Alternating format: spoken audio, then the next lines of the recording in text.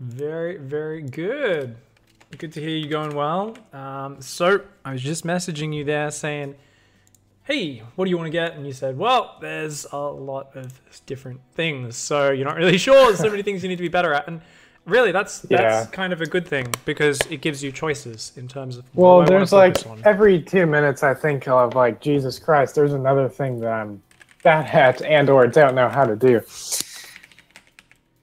Like, I don't know, I just different stuff pops into my head all the time and I'm like, hey, that'd be a good thing. And then I think of other things and I'm like, okay, now it's just literally everything is a problem. So I did have a question about Vipers though, because I don't play, I play Terran, but Vipers, does the blinding cloud work on any ground unit? Like they can't shoot at you when the blinding cloud is on them? yeah, it reduces their range to melee, but obviously with like siege tanks, they can't fire in melee when they're sieged. So well, because everything else it just reduces to melee range. Yeah. that just seems like, why wouldn't you just get Vipers every time? And then if you can land a blinding cloud, you just automatically kill their whole army, basically. Or that's what it seems like. Yeah, generally it's just, well, it did get nerfed, so it only lasts 6 seconds now, which is not that long. But for instance, like Bio is just so nimble. And the Viper's a very expensive high-tech unit, right? So by the time it comes out, usually you're looking at very big engagements. And there certainly are situations where it is incredible. In early Legacy of the Void, people were mixing in Vipers all the time in late game, and people still do it sometimes, where, especially if someone's got a lot of tanks out, they're like, yeah, let's drop some blinding clouds across the Bio and the tanks. But it's not like a game-winning move because Bio, for instance, is so nimble it can just kind of slide out of the blinding cloud. Like if the Bio is being stutter-stepped backwards, the blinding cloud doesn't really achieve anything. But it's like, well, if you're coming in with like a flank, or you've got fungal and the blinding cloud, like one or the other, then suddenly, yeah, the blinding cloud's really valuable. It's just very rare, I guess, that the Zerg has the time to get the Vipers out and the flank set up, or the Vipers and the Infestors. And, you know, usually the fighting's a lot more, you know, immediate. But they're not a bad unit at all, right up to a pretty damn high level, you know. It's one of these things where there's a big filter down effect in StarCraft where something's not good at the pro level, so people don't see it that much, so people don't do it. And it's like, this is still good, right up to and yet it's good up to a really high level on ladder. It's like, it's going to work reasonably well against everybody. Sometimes it'll work incredibly well. So, I think you should always use your own kind of thinking with stuff like that. It's like, this spell seems powerful. Yeah. Well, because I play 2v2 with my friend today, and he's a Zerg player. And he got out these, he has like 3 Vipers, and the guy has 1 trillion siege tanks, which obviously they counter siege tanks, but it was we were facing 2 Terrans, and he just had like 3 Vipers, 1/2 energy, and we win because of just that. And it's like, they would, like, the siege tanks would have killed everything if he hadn't had Blinding Cloud. It gave me this light bulb of like, why isn't that used all the time? It's crazy, right? Because it's like you take that same situation and then those siege tanks are all spread out more, or there's a bunch of Marines a bit forward in front and you get one of your Vipers sniped before it gets any spells down. And that's kind of StarCraft 2 engagements. It's a very combat focused game, I guess, right? Like there's definitely build choices and macro ability, but then as you get past a certain amount of macro, often your ability to control those fights can be a very big deciding part. So well, like once everybody's basically has the same macro.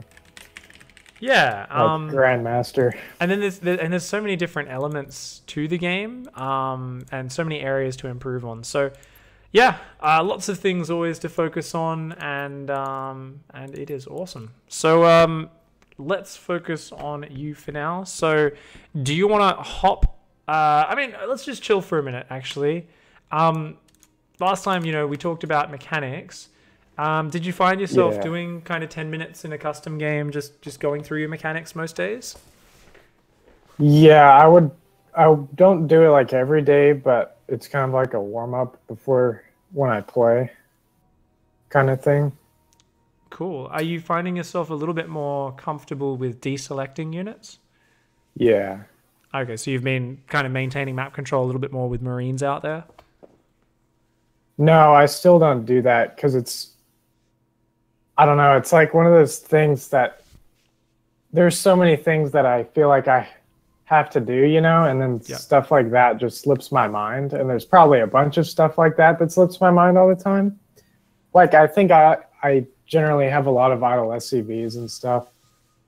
Okay. But I'm really bad with map control, yeah. Well, I'm going to invite you to party. I want you to just, I'm going to make you the party leader. I want you to just grab a recent replay, go watch with others, and just doesn't matter which one. Let's just open up a replay, get something on screen. You know, it could just be a most recent ladder game, as long as it goes longer than 5 minutes, preferably. And I think one of the most important things is having focus and kind of sticking to that sort of focus and just very slowly evolving it as you progress.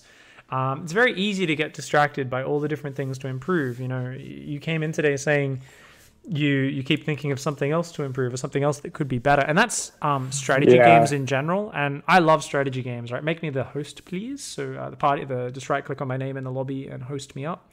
I love strategy games. I'm always playing new strategy games. And every time I pick up a new one, no, not the party leader, the lobby. So you've got to right click on my name in the lobby and go promote to lobby host. There we go. Awesome.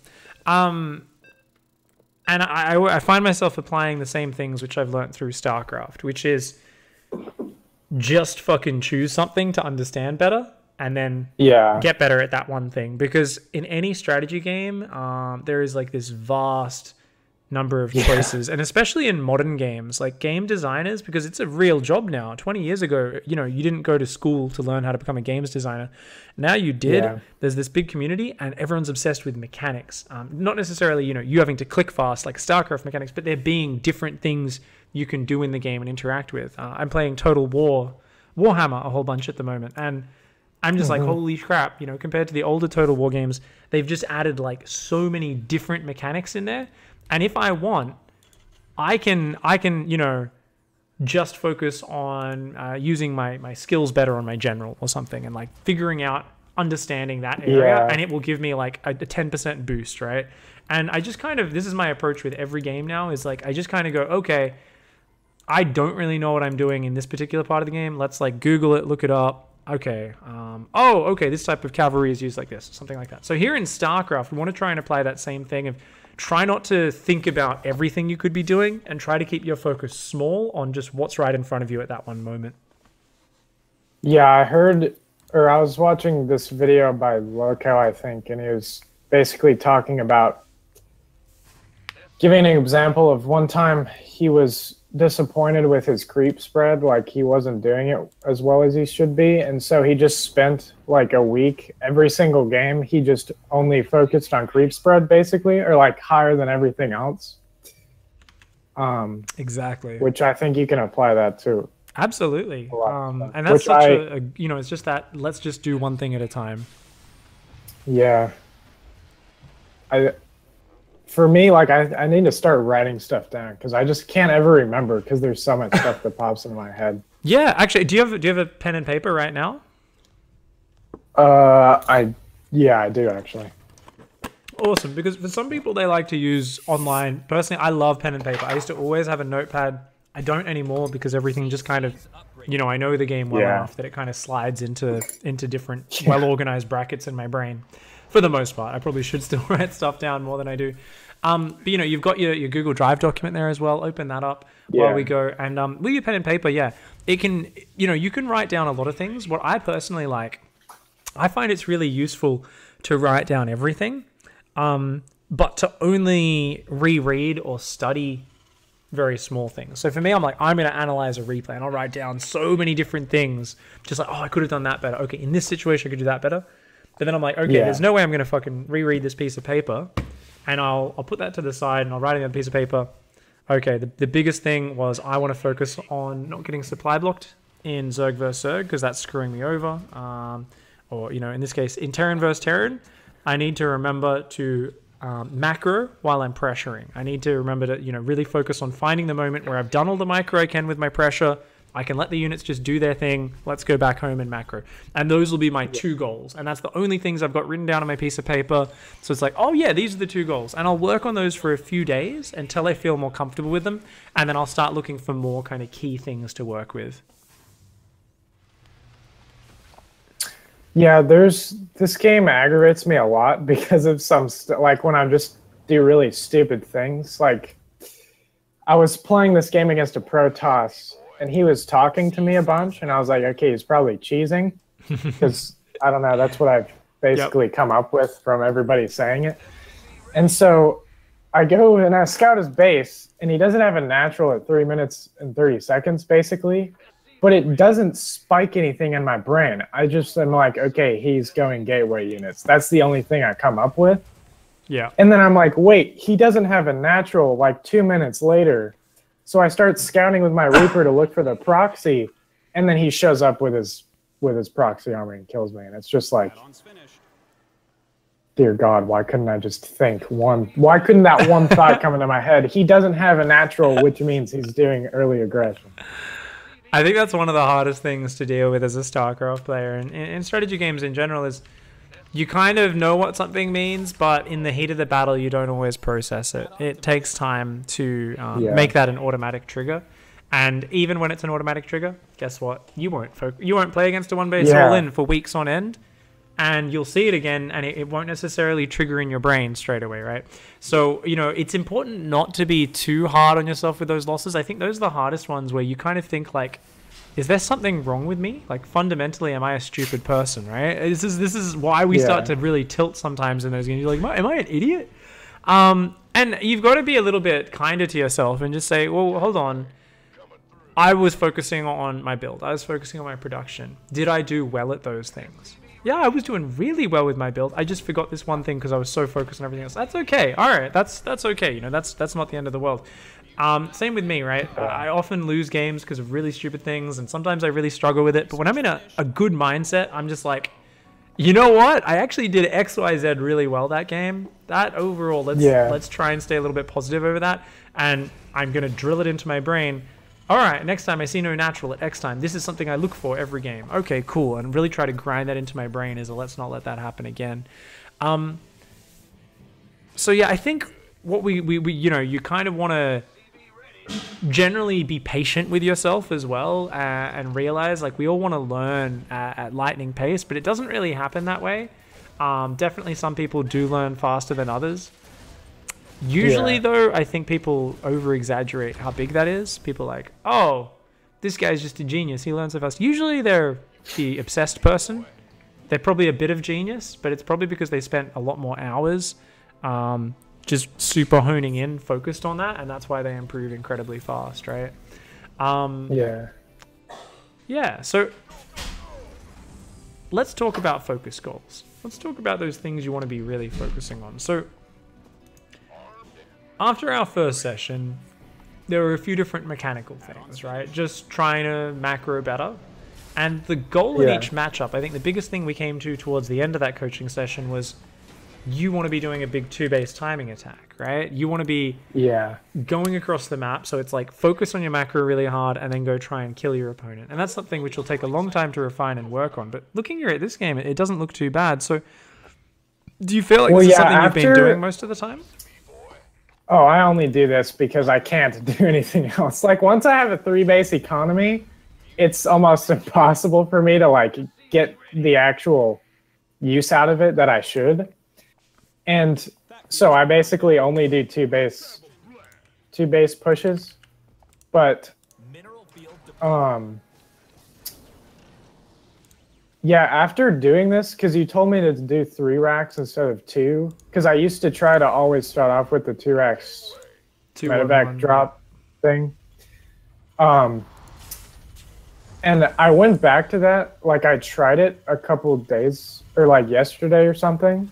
I tried doing it a couple games, and I was like, dear God, this is way harder than what I was doing before. Like, just doing macro exclusively, basically, is so much easier than double medevac drop build thing. Yeah, yeah, absolutely. That build is quite advanced, and that's why I think a lot of people are like just learn this build until you begin a Terran player. Well, yeah, because I heard a lot of people were like, yeah, just do this for every matchup. It's a fairly beginner build kind of thing, and I was like, okay, I'll do that.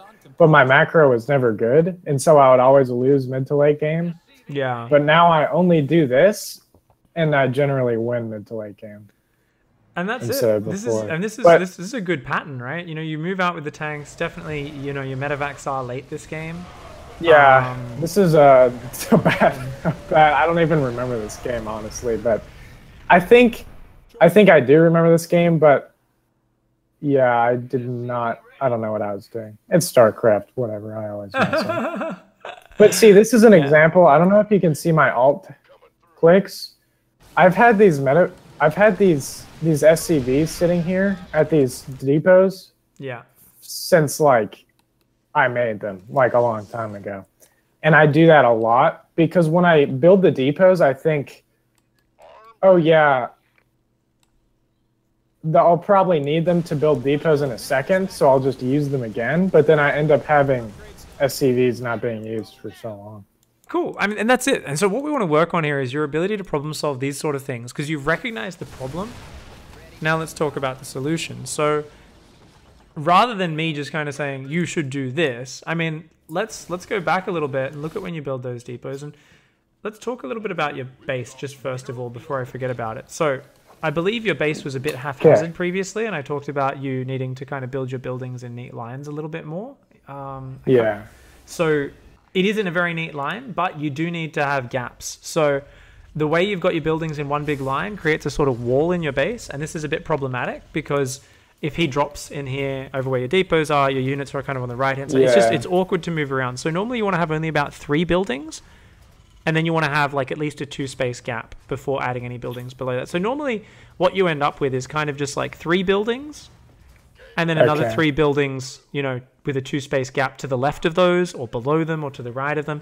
Just make sure you leave those buildings so you don't have this big thing. If that factory was just 2 spaces lower, the barracks was below that, and then, maybe the starports to the left of that or something like that with a couple space gap, 2 big rows of buildings, you're going to fit all the production you need pretty much in there. Sometimes you drop some barracks out front, your natural later on or something. All right. And building placement. What about with these depots? Your depots are kind of haphazardly placed all around your main base. Yeah, I do this every single game. I've never once tried to build my depots like neatly, I think. So I think that's something which could really help you, right? Because it could be more consistent. It's because one thing I realized is I've never walled off my natural from a Zerg before. Really? Because it's always like, I have like 2 SCVs mining, and I'm like, okay, I shouldn't build one yet. And so I keep building them in my main, but then I get used to building them in my main. So when I have more SCVs in my natural, it's kind of like skips my mind. You should be building a wall right now. And like I see a lot of people build their first engineering bay for part of the wall. But yeah, I don't think I've ever once walled off my natural in this game. Okay, cool. There's definitely something where it does disrupt your rhythm slightly, and it's really not too bad. There's players through the platinum. I just have to get used to it. Yeah, and the thing is, you'll get away with it a lot of the time, but as you go up, you're like, one time you'll be like, okay, this is something I keep getting punished by Zergs running into my natural. A wall would really help me. Yeah. I'm going to start focusing on that. And I don't think it's important for you to focus on right now. I don't think it's that important, right? So let's go back to those depots in terms of their positioning. Let's ignore building a natural wall. Let's assume you've either built it already, you finished your wall, it's back to just building depots. How do you think you could make your depots a little bit more consistent in terms of their positioning? Do you think it would be easier if you always built them next to your mineral line? So when you're dropping your mules and building your SCVs, you can build your depots straight away? What do you think is a way to make it easier for you to build your depots and have them all in one location? Well, I'm not really sure because it seems like I don't have enough space behind my mineral line on a lot of maps to build 200 supply of supply depots. But I don't really know what I should be doing with that. Because I kind of just do this, you know how they're spread out behind the mineral line? And then once I kind of run out of space, I could fit more because I have them all jagged. But then once I run out of space, I kind of just do this where I put them wherever. That's kind of not too bad. I kind of do that later on with the depots, but I like what you said about these are kind of haphazardly placed. They're a bit jagged. You could fit a lot more here. You're not going to necessarily fit every depot here. You're going to fit 80% of your depots here behind your mineral line. Yeah. Some maps you might not be able to. Maybe you'll do it above your refinery. There's a nice little area. You don't really want production there. It's a bit of an awkward spot. You see the refinery in your main base?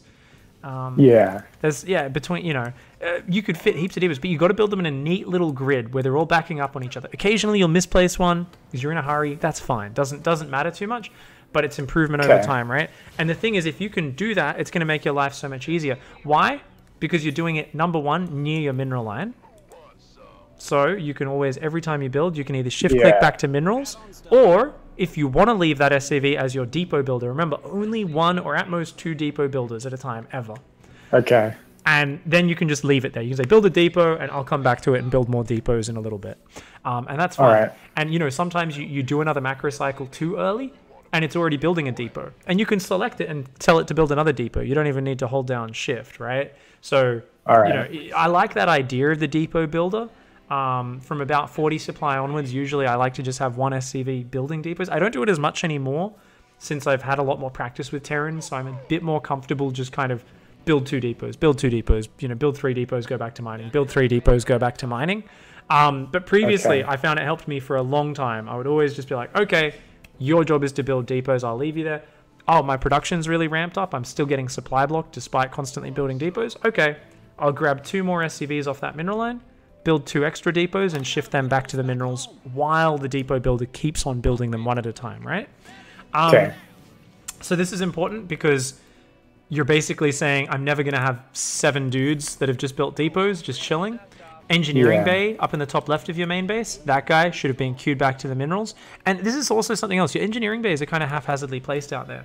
So something I found is I like to have my engineering bays kind of close to my mineral line as well. So engineering bays, depots, and armory, for me, all go in the same sort of the area of the base. I'm like, I'm going to tuck all my depots behind my mineral line. My engineering bays will go just above my refinery, just so they're always in the same spot. I want both my engineering bays to be next to each other.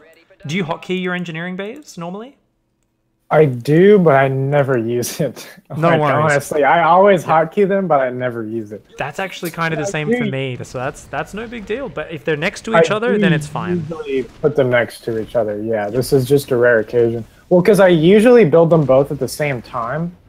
But on this occasion, I built one and then the other far away for some reason. But in general, I put them next to each other. And then I put the armory next to that. Cool. So I think that buildings in a neat row is great. You need gaps, not a giant wall in your base. Depots all in a tight grid, near your mineral line somewhere. Near your mineral line or out of the way. Sometimes on a map, maybe it's not behind your mineral line. Maybe it's kind of off in the corner of your base. That's fine. It's not the end of the world. Obviously, we've always got to be flexible in StarCraft, but as long as they're all in that tight grid, e-bays and armory next to each other, also in this area. And the whole idea there as well is you're leaving lots of space, right? So it's like, it's your out of the way areas. This whole big left-hand side area of your main base, that's all for your production. You're saving that so you can build another second row, all that sort of stuff. So, okay, awesome. So we figured out that's one thing is with depots, idea of a depot builder, as well as build them in grids. Have a depot builder. You leave on depots 24/7 from about 40 supply, somewhere around there. And this is kind of cool. So this works out. So we've talked about improving the depots there. Now, excuse me. Let's go back early in this game and let's talk a little bit about your understanding in terms of what's been going on in this game and the scouting. Because you faced a bit of a weird opening here, right? And you were a little bit like, this freaked me out because I thought he was proxying, and then he wasn't. So I kind of just, I didn't know what was going on. You were just kind of following your normal build. You came in there and you saw 2 factories and an armory. So what did you think upon seeing that? Well, I thought he was just gonna make. I thought he was just gonna make a bunch of siege tanks, but then the fact that he didn't have a second made me think, well, okay, well maybe he's using these to turtle because just in case if I scout his proxy or something. Yeah. And so I automatically thought proxy pretty much, even though that would be really hard with the amount of stuff he had. But I just I still thought he was proxy. Cool. Well, And he was using his siege tanks to turtle. I think, you're up against a one-base player. There's never any harm in checking for proxies. But Yeah. I think the number one thing that you need to keep in your mind is what you said before. He doesn't have a second. He doesn't have a natural. He's on one base, right? Yeah. And the cool thing about your build is you're naturally building a lot of shit. So Yeah. you kind of don't need to change that much. Now, you did Yeah. kind of forget your starport for a long time this game. You kind of started Yeah. building siege tanks. Was that in reaction to him building siege tanks? You were like, oh, I'm going to need my tanks to fight his tanks? Well, I built it for defense, in case he came at me with something. Because like I thought he's a one base, so he's just gonna rush me really hard, and so I freaked out. And then I made a tech lab and started building siege tanks, which then made me not build a starport because I'm like, it's a waste of money. I could be making Marines to help defend instead of making medevacs kind of thing. Okay. I think this is not a bad kind of thought process, but maybe a little bit overly safe. So there's a point here where you want to look at it. You want to say, okay, you're up against a one base player, and I love that you did some follow up scouting there, right? So he's up at one base. You know that at 3 minutes 30, you're building lots of Marines, and you've got stim. So the thing is, medevacs are going to be very important for making that composition strong. Obviously, a tank's going to be more of a punch if it just comes down to one single engagement. But over time, the medevacs are so important. So I don't mind this decision from you to go, you know what? I'm going to get a siege tank out first. I'm going to go for that. Maybe delay my starport slightly. But there's a few things. Number one, the bunker is unnecessary, especially with where it's placed in this matchup. Now, you don't necessarily have the experience to say that. So this is not me saying, oh my God, this is terrible.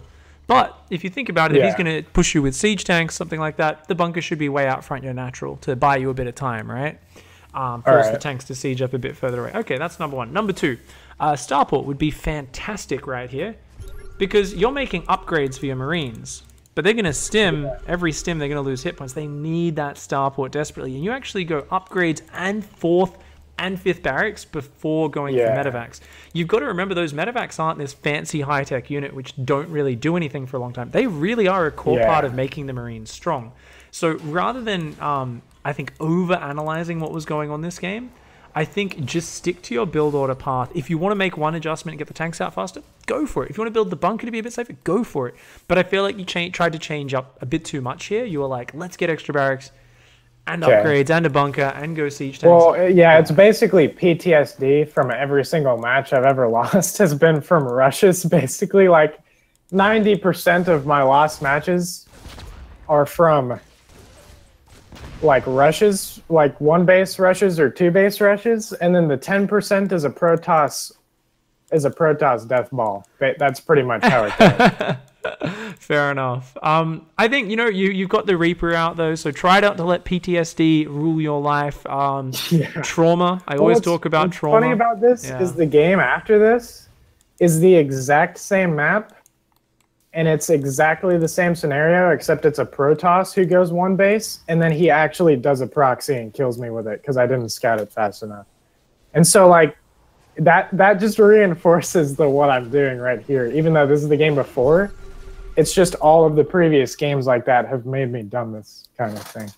Yeah, and the thing is though, even if you were being all in completely really hard and this was a proxy, what you're doing isn't the best thing against it though. That's it, right? That's the problem with PTSD and trauma is we start to do things which aren't even the best response, even if we were dealing with that situation, because you start to be so paranoid that you don't kind of calmly come up with the right answer. Not having medevacs and combat shields here is huge. You forgot combat shields. You forgot medevacs. If you had those, you'd be in such a great position. And the thing is, what can give you a little bit more comfort? Confidence in your own play. When you lose to those sort of things, look at the replay and say, you know what, I could have just macroed a little bit better. Because I will tell you, and this happens at pro play all the time as well, getting confused and panicking and getting nervous over something and then overreacting to something or trying to react to something and doing it poorly is more often going to get you killed than a rush will. When you're in that state of mind where you've been suffering losses to it and you're really tilted by it. So try to stick here. Maybe you're getting all in, maybe you're not. No matter what, you should be focused on the most important things that make your play strong. And what's that? Medevacs and combat shields. Adding some tanks in, adding a bunker in is great, but delaying the medevacs for about 4 or 5 minutes is really bad. Yeah. That weakens you against all-ins just as much as it does in the long term. So you just need to have faith in your structure, and you need to say, reaction list. So let's talk about this. So defending cheese, defending one base, defending early attacks. Basically this whole idea, whatever you want to call it, whatever people are going to call it, it's this idea of you scout someone and then you need a response. So the secret art of getting on top of this stuff, secret to defending this is all about having a tell and a reaction to that tell. Now that's probably... Yep. Oh, sorry. No, continue. I'm just going to say real quick, that's probably actually my worst type of game is defending a one base when I've already made my command center, my second command center.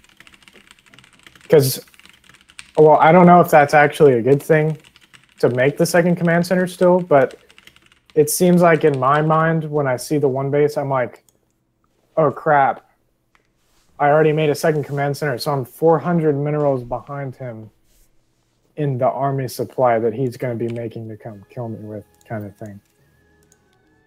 Sorry, say that again, the last bit? When I'm getting one base rushed, when I see that they don't have a natural, I think to myself in my mind, I go, okay, I just spent 400 minerals on a command center that he's making army with to come kill me, and so I'm not going to be able to make it, kind of thing. I think one base rushes might be my worst game. Okay, cool. So eradicate that thinking from your brain. You got to have confidence. You can absolutely hold on against one base rushes because you're scouting, you're checking what's going on, and even if you're playing higher level players, trust me, you can always defend that stuff. So try to have that confidence, and this is what these tells and these reaction lists are going to help you with. So I'm leaving the replay playing, ignore it. Go look at the document, tab out to that. I'm just leaving that up for the stream. So all the kids with the ADD can keep watching. All of us gamers these days have the attention spans of small children, I believe, myself included. Even though you're not sure exactly what they're doing. Now this is important. It's about you see something and you throw it into a broad category. Remember before I was asking, you're like, maybe he's going to go siege tanks, he might be proxying. There's all these detailed things you're thinking about. And the secret to scouting and reacting as a high-level player is you look at what your opponent's doing, and you do not have a definite idea of what they're doing, but you instantly simply put it into a category. And this is what high-level players do. You say to yourself, he lacks a command center. He is on one base. That's all I know. Ignore everything else. Okay. Yeah, we start to think about the other information and add that in to fine-tune our response, but 90% of what we respond with is based on that and that alone.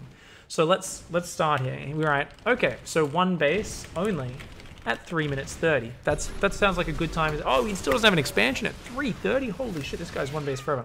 So what are we going to say as a response? We're going to say, okay, let's get a bunker at the front. Start a siege tank. Go straight into tech lab and siege tank on factory, and start engineering bay and a turret for detection. If it's Terran you're playing against, maybe you need a turret in both mineral lines for banshees. If it's Protoss, maybe you only need a turret at your natural for DTs, unless they're going to drop them. Maybe you can get away with that because you've got scans. maybe you know, you just you don't need either. Maybe you want to be, you know, you say, you know what, no one ever rushes me with the detection. I can just leave Marines in the mineral lines, save a scan or two, and react with the engineering bay. Maybe you do that, but this is such a simple reaction. Bunker at the front, straight into siege tank on factory, start engineering bay, and a turret for detection. And what you start to do is you then watch games where you fuck this reaction up, right? And this is going to be your first 5 times doing it. You're going to be like, you're going to watch a game, and you're like, okay, this is what I did wrong. I never took a starport. I made upgrades on double eBay before medevacs. Why was I focusing on that? You know, and super fast 4th and 5th racks, right? And this is not important, right? For you to memorize, but it's important you say, whoa, okay, in this game, I did all those things before finishing my little reaction list here. So, okay, I can now add a reminder to myself that's specific to me. Okay, so now I know it's important to tell myself something very small and very important, which is still build the starport. It just has to build its own reactor rather than swap with the factory because the factory is building tanks. Okay. But it's still a priority and a key part of the build. Maybe because you're always so distracted and you're panicked thinking about all the different things that could come your way, you always forget combat shields. Maybe you notice this is a pattern and you're like, okay. Oh yeah, I do. I miss combat shields a lot. It's not just you. Beyond almost forgot it yesterday in GSL. It's one of those upgrades, man. I was playing against Gemini the other week and he rushed Storm and I didn't get combat shields all game. And I was just like shaking my head like, man, Storm is such a bullshit spell. And at the end of the game, I look at Twitch chat and someone's like, yeah, you know you didn't have combat shields, right? And I'm like, oh my god.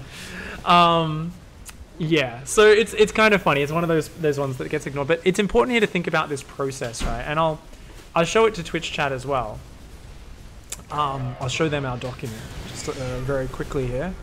Okay. Let me see, display capture. So here's this idea of defending cheese, defending one base, defending early attacks. So the secret is all about you've got your tell. In this case, we've chosen one base only at 330 as the tell.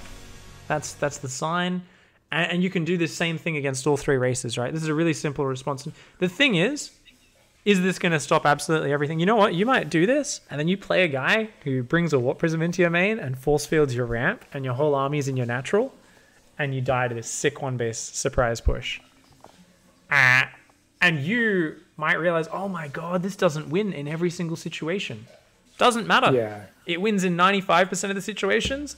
And who knows? Maybe you look at that game and you say, you know what, I still want to learn how to defend this 5%.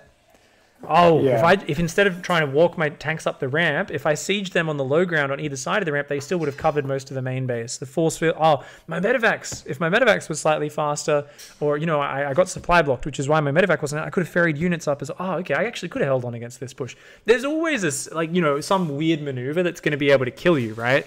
Yeah. And you can always try to problem solve that. But you kind of go with like, this should keep me safe. I'm going to have detection / anti-air with turrets. I'm going to have tanks on the way and a bunker at the front. And I'm going to keep doing my normal things. I'm still going to be building Marines out of those 3 barracks constantly. Building Marines constantly out of 3 barracks, you will outproduce a one-base player so quickly because their production is shit. And once you get stim and like a tank and a couple of medevacs out, it's like, you're just going to be at double their supply, right? So it's important to have that faith in your macro. You are really worried about proxies, right? So let's add in another one. Yeah. I can show you the replay next of the Protoss proxy I was talking about. Yeah, we can definitely do it. Send Marine or SCV to check for proxies is a good one. Why not? We can do that. What else? You know what? I'm going to make your response even more complicated in terms of your Reaper stays behind their natural. You just leave it there. You're not bothering about trying to figure out exactly what's going on. You're simplifying the game plan. It's like Reaper just sits there. So if he does just drop an expansion at 4 minutes, I know it's not like completely one base forever. And I can, you know, I can not be too paranoid thinking, why hasn't he hit me yet? What's going on? Oh, he's just taking forever to take his expansion. That's fine. No worries. Go back to my normal game plan. So I also had a question about, you were talking about the upgrade on double eBay before medevacs. And I know before medevacs that's bad. Yep. But the reason I think I did that is because almost every single like game of Terran that I watch, the announcers bring up how good upgrades are for Marines. Like they're always like, yeah, 1-1 is such a good upgrade for Marines. Like they scale really well with it kind of thing. And I've heard that so many times that I feel like I always have to get it. That's so funny, actually. Yeah, I mean, it's true, right? Because they're a ranged unit and they're always shooting. The upgrades scale really well for pretty much all units. It's just they're generally always good for Marines, whereas sometimes upgrades aren't effective in certain situations with other units because they do bigger increments of damage, right? So, you know, you've got a Roach with +1, right? And it 2-shots a Zergling rather than 3-shotting. Fuck, that's a massive boost. Huge. But then you get +2 and it doesn't change the interaction at all. So there's like no difference between a +2 range Roach and a +1 Roach against a Zergling. But you will never get that 33% boost from a Marine upgrade. So honestly, I feel like it's fucking nonsense to some extent. Like upgrades are just good generally. They are good. Just, you know, you can still go double upgrades. You can still get them. I was honestly just pulling that out as like an example of you like kind of in that game. I was just that made me realize I was thinking because I tried to look up what exactly the upgrades did, but I couldn't actually find it. It would just say makes the attack better on the wiki, basically. It just gives +1 damage per attack, so that's it. You know, that's it. And yeah, I mean the Marine does 6 damage, right? And it attacks very fast, so that's a pretty big boost. Because a lot of units will do say 10 damage, right? Like a Hydralisk does, I think 12 damage a shot, and it gets +1 in attack. So that's like +1 on a unit that does 12, whereas a Marine does 6 and it gets +1. Okay, so it is better for Marines than Hydralisks, right? Definitely those upgrades are quite important for bio, but yeah, it's nothing to get too crazy excited about. Like, yeah, you always want upgrades; they are very important. With your build, are you trying to always get just like +1 weapons with your 2-base push to time out with it? Or is it sometimes you get it, sometimes you don't? Are you trying to get 1-1? Engineering bay, but then it kind of felt like I could spend my money better. So I started trying to do a double engineering bay. Okay. I think, but I generally have 1-1 with it. Yeah, I think it's kind of start 2-2 maybe around when I push out, but I never have 2-2 by the time. Okay. Yeah, I mean, often because you're doing a big 2-base kind of push, I think if you want to go double upgrades, it's no big deal. I don't really care too much. I think upgrades are a very choice-based thing. Normally with this sort of 2-base timing attack, a Terran player will just have their +1 lining up and their combat shields just as they're hitting. Like the sort of symmetry where you've got a very nice timing attack is you've got like 3 siege tanks and you've got like 4 medevacs and you've got like 30 Marines or something like that, and combat shields and +1 has just finished, and it's like this sweet spot where you've just hit a lot of things that have made your army stronger. Yeah, any rematch I've ever seen where or from myself where I hit exit, like I never check my upgrades. Yeah. Before I attack, or not never, like sometimes I do. I'm like, okay, I'm going to attack when +2 finishes or whatever. But sometimes I've attacked accidentally the exact split second that my upgrades finish, and I just destroy them because of it, and it like feels so good to see because I didn't even mean to do that, but it worked out so well. It works really well. Yeah. So let's show me that Protoss game, and let's take a look at that. And you know, I think we saw in that last game, despite you going off build a little bit, like you just built 1,000 times more stuff than your opponent, you know? That's how it, that's the thing that aggravates me about with the people I'm playing against. Like almost every single game that actually gets to macro focused, whenever I look at the army value graph, I'm like, I'm way better than this guy at macro. Why can't I ever go up? And then I get the flashbacks to just the banlings and all of the proxies and all of the rushes, and I'm like, that's why I can't go. Yeah. It's not easy, man. So I'm also gonna link you a nice little coaching session about scouting and defending rushes from a gold Terran who I was coaching a few weeks ago. A month ago or something, and that's going to be something which is a nice little coaching VOD which will benefit you. I'll link that for people in chat as well, because we talked mainly about defending Zerg rushes, and obviously you know he is a league higher than you, but I think it's like very much a lot of the stuff is on the same level of what will really help you out. I have to play against golds a lot. Well, I mean, I wasn't gold last season, so I'm not. I'm used to it, but silver's like, I don't know. It's just so annoying because it's like, Jesus, everybody in silver. I don't feel like I play like a silver, but when it comes to defending rushes, I play like a bronze, I guess. And that's it. It's always the sum of everything that goes on, right? Is who you are as a StarCraft player. You know, I'm playing chess. Make me the lobby host, please, and I will host this up. And I'm always playing people, and at my shitty MMR, I'm kind of the silver league of chess, right? And I play my 10-minute blitz chess, so we get 10 minutes each, so it's maximum 20-minute game. So it's pretty fast-paced. And 90% of the players I play, and it's starting to be less as I level up now, but especially like a month ago, it would just be like, I'm going to get my queen out on the map, and I'm going to just, try and kill you with 2 pieces, and you're going to steadily actually develop your pieces, the equivalent of macro, and get in a better position. And as long as you don't fuck up, I'm going to be so far behind once we get to like the mid stages of the game, because all my pieces aren't on the board, and I just lose. And that's kind of what you're playing, and it's very easy for me as well to look at those games and be like, this guy's so shit, he doesn't know how to develop the board, aka he doesn't know how to macro, he doesn't know how to build an army.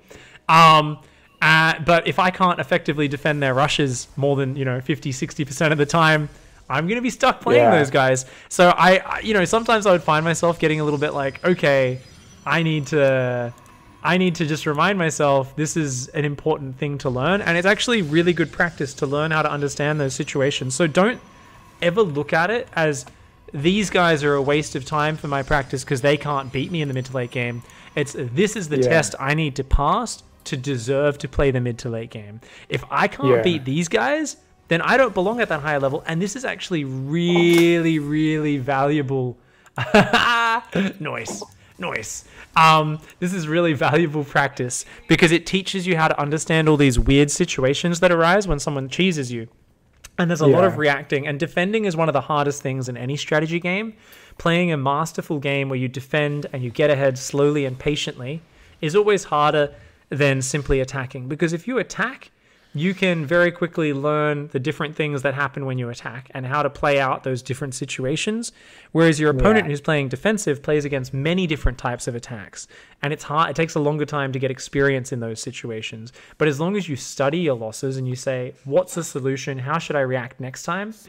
Every strategy game is the same. It's always find what I can do differently against this first tell of what they're doing, and stop things getting out of control. Don't look at the last possible engagement where I was already down in army supply and I screwed up my positioning slightly. Look for the first thing that went wrong with your understanding and everything that went on. So I want you here in this game, keeping everything in mind we've talked about, let's put that all in the back of our head for now. Just talk me through this game. We're on your camera. Talk me through what you're thinking, and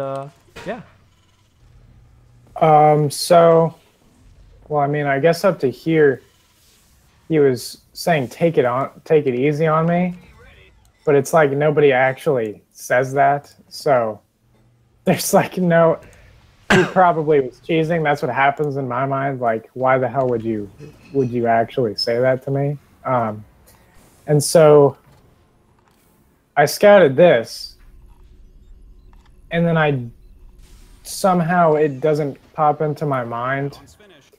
Oh, he doesn't have a second base. And he only has 2 gateways and a cyber core. All right, go back. I want you to go back 1 minute. Go back to about 2 minutes 30, 2 minutes 20, something like that. And I want you to leave it on your camera. So up at the top, there should be I don't know how to do that. Press C. And that should show you your vision in game. And this is a great way to watch your own games, your own replays, by the way. It's also a good way to watch your opponents and understand them, but check it out. It's like grayed out. It doesn't let me. You don't have a little camera button somewhere on your screen? It's like grayed out when the camera button. Oh, you've got to go into your view first. So press number 2. That should take you to Terran her up. So view, like there should be a drop-down menu of the 2 players. You should be able to select. It should say everyone. Okay. And then if you click on Terran her up and you go camera, and go and we're gonna go back. Cool. And yeah, this is really cool, right? Because it reminds you of what you actually saw. Because it's easy to forget what happened. Like a game can have so many stages And you can be like, oh, this was the mistake. And then you go back and you look and you're like, wait a second, I actually just didn't even notice this. I forgot. Oh my God. So check this out. You just scouted. You didn't look at your Reaper once. Yeah. Usually what I do is I send it in and then I look at the stuff that's there after, because if I like look at my Reaper, what happens is something attacks me, and then I'm like, oh, okay, I gotta keep my Reaper alive, and then all of this goes to shit. None of my all my macro just for like 30 seconds, nothing happens. I'm building no SCVs. Not too bad. I mean, it's ideal for you to start to time it out, right?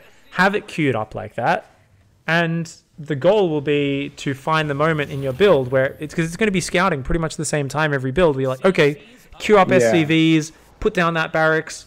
Let's look at the Reaper for a few seconds. Either way, even just looking at it, you did end up glancing at it quite a bit later, but you did it about 3 minutes, and you still haven't gone to verify that natural. So remember, ignoring the fact that this could be a proxy or whatever's going on, 3 minutes 30 is that natural time. Yeah. You could even do 3 minutes. I'm not really sure, to be honest. The league you're at, let's just stick with 3:30, I reckon. And this is a pretty tight cheese he's doing. From what I can see, he's spending his money and stuff. Like I'm like, okay, this is actually pretty high level in terms of how he's executed it so far. But all Unit Reaper needs to do, he's on one base, sit at the natural, sit behind the natural, and you'd be building a bunker right now, and that would be a tech lab on the factory, right? And you'd be starting your first siege tank already, because a tech lab takes a lot less time than a reactor. And you'd just be focusing on marine production. You'd just be like, Marines, get in the bunker. And you would have been scouting for the proxy. Now, you've just scouted the proxy now. Yeah. But I looked like everywhere on the map before I got to that. Yep. That's one of the things that pissed me off. I'm like, okay, please God, don't say there's a proxy right here, because I've already checked everywhere else. Well, those are the most dangerous ones, the ones close to your base. So remember, in future, Reaper will sit at your opponent's natural, just waiting, and you'll just send out a Marine or an SCV or two, and you can check both sides if you want with your thing. All right. But here, you've scouted the proxy, and you haven't grouped up your units. You haven't pulled SCVs. You're trying to micro your Marines, and you've been building gases, and you haven't been building Marines or depots. So this is a very simple game where you should be able to open the replay and identify so many things that went wrong. You identified the most important thing, which is you didn't register that he was on one base, yes. Yeah. But even beyond that, you seemed to just really be on autopilot. Even after you scouted the proxy, you started building gases on your natural. You weren't building units constantly. So even blindly as a build order, we can say, well, you weren't building units consistently. That is a little bit of a mistake. But you had a decent number of Marines. And what is the biggest tell? The in-game chat. Right at the start, you said you're just going to cheese. So you were kind of probably a little bit tilted from getting cheesed a bunch of times in a row.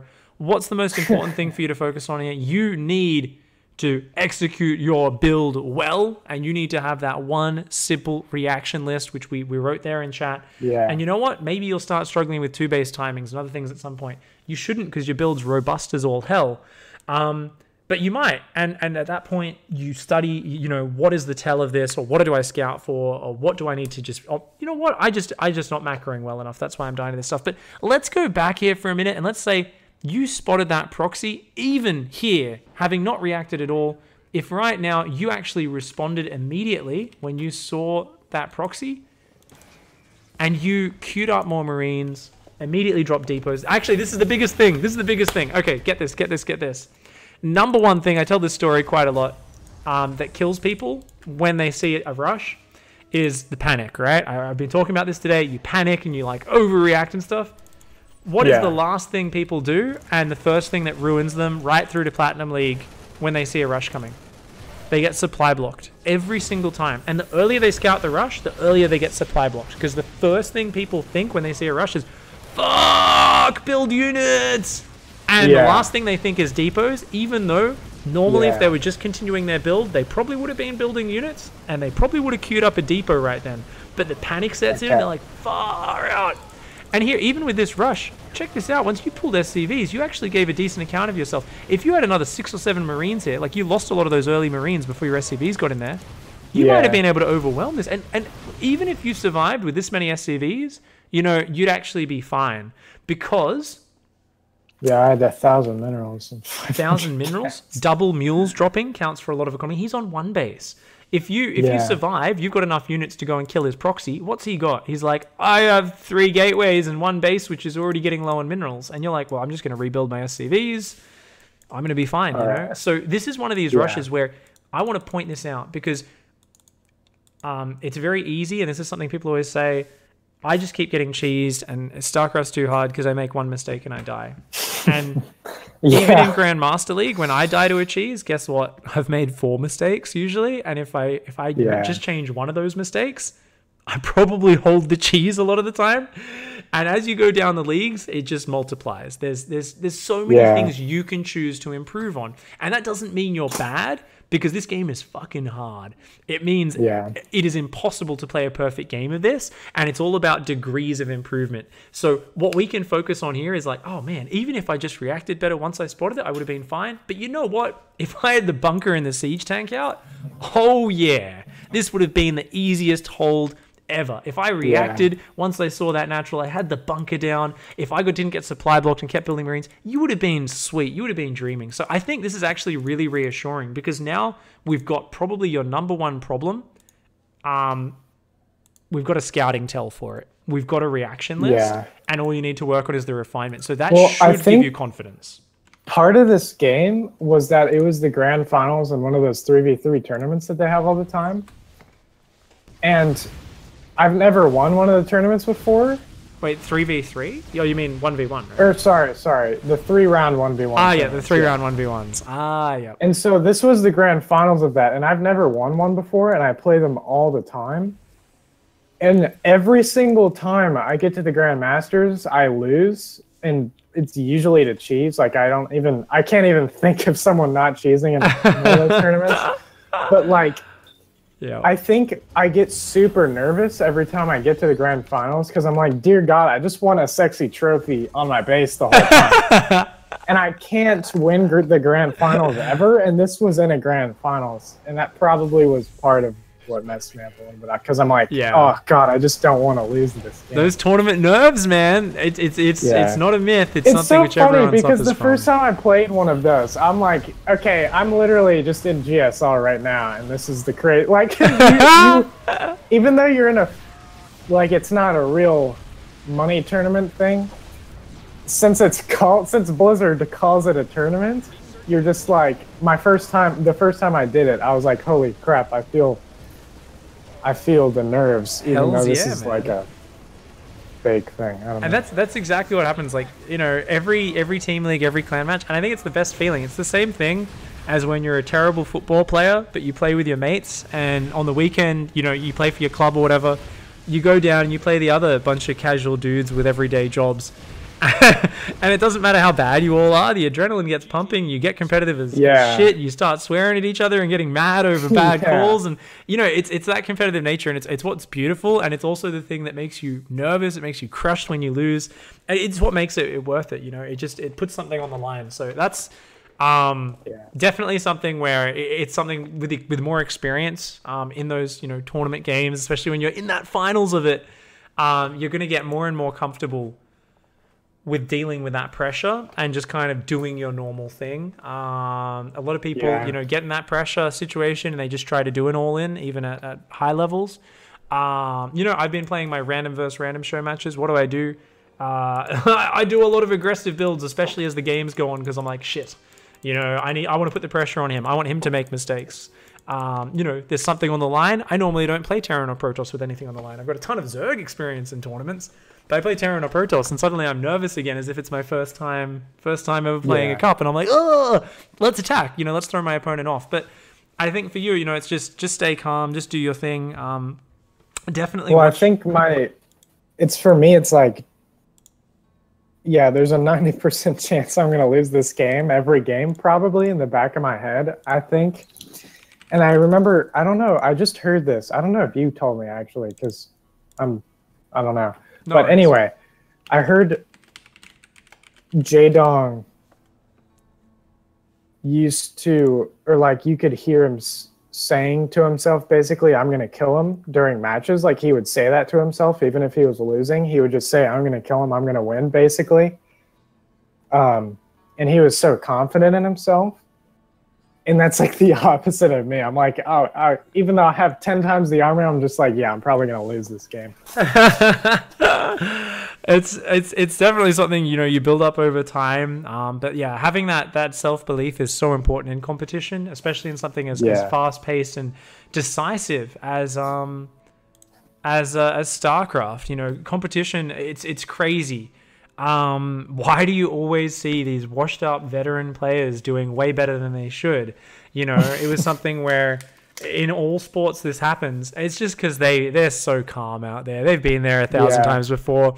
And there's the young kid who technically is so much better than them, but will break under the pressure. You know, the experienced guy knows how to poke all the buttons and throw him off, and it works really, really well, you know. So with experience, you know, you just get more used to it, but try to be confident in yourself and try to be clear in your game plan as well. You know, for StarCraft, it's weird because part of that, especially when you're learning, is just ignore your opponent and focus on your own rules and try to compete with yourself and try to play just better than the previous game. And you know, something for me when I was playing tournaments, I'd always tell myself, like, okay, this isn't necessarily about winning this game because a lot can happen in a match of StarCraft, and maybe my opponent fucking knows my build and, you know, has the perfect counter to it or something.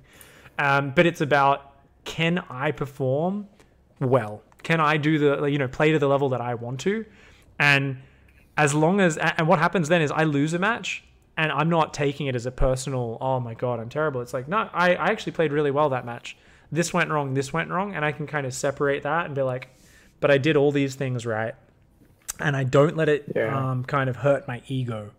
It still happens. I'm not in some fucking saint in perfect control of my ego. You get competitive, your ego is going to get hurt, but you want to, as you get more experience, you realize that, you know, every match you lose doesn't mean you're a terrible player. Lots of things can go on. One simple mistake can undo the 50 things you did right. That's how competition works.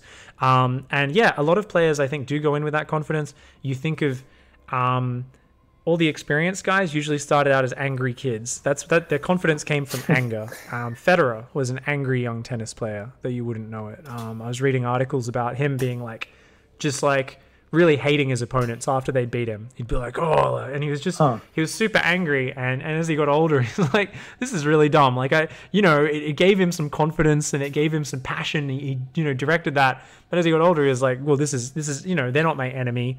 You know, I still want to absolutely destroy them on the court, but, you know, I don't actually get as emotional and have outbursts anymore. And when he was, new to the international scene, he actually had a lot more outbursts and stuff like that. And it's the same with pro StarCraft players. When they're younger, they're usually they're super BM on ladder. Every single one is. They're massive douchebags. They tell everyone to go, you know, get cancer and die. The weirdest thing about this game is when I see people call the other guy a noob.